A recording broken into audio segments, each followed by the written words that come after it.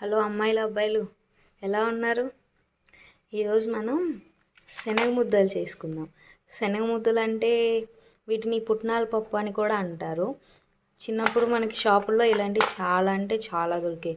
కానీ ఇప్పుడు ఇవి చాలా రేర్ అండి. ఇవి అసలు రావట్లేదు. చాలా టేస్ట్గా ఉంటాయి. మనం సింపుల్గా ఒక 10 మినిట్స్ కూడా పట్టదు. చాలా అంటే చాలా ఈజీగా చేసుకోవచ్చు. అంత పర్ఫెక్ట్గా ఉంటే మనకి ఇంత పర్ఫెక్ట్గా శనగ ముద్దలు వస్తాయి. ఒకసారి వీడియోలోకి వెళ్ళి చూసేద్దాం. 1/4 కప్పు బెల్లానికి 1 కప్పు శనగపప్పు తీసుకోవాలి. మనం వేయించిన శనగపప్పు. ఇవి ఒక ప్యాన్ తీసుకొని మనం తురిమి పెట్టుకున్న బెల్లాన్ని ఈ ప్యాన్లో వేసుకుందాం. ఎక్కువ వాటర్ వేసుకోకుండా జస్ట్ ఒక 2 స్పూన్స్ ఆఫ్ వాటర్ వేసుకోండి, సరిపోతుంది. మళ్ళీ ఎక్కువ అయితే ఎక్కువసేపు ఉడకాల్సి వస్తుంది, టైం పట్టిద్ది. కొంచెం ఇలాగా బెల్లాన్ని ఇలా పక్కగా అనుకోండి. బాగా వేడికి అదే కరుగుతుంది. ఇలా అనండి పక్కగా. టేస్ట్ కోసం కొంచెం యాలకుల పొడి వేయండి. నేను లో ఫ్లేమ్లో పెట్టి బాగా చాలాసేపు ఉడకనిచ్చానండి. బెల్లం పాకు వచ్చే వరకు.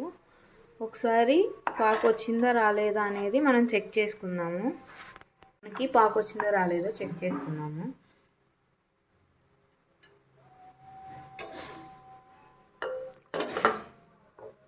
ఒకసారి ఇలా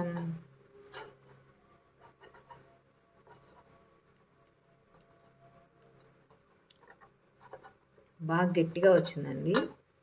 ఇలాగే రావాలి. బాగా గట్టి పాకం రావాలి. దీన్ని మనం ఇలా వేస్తే సౌండ్ వస్తుంది చూడండి.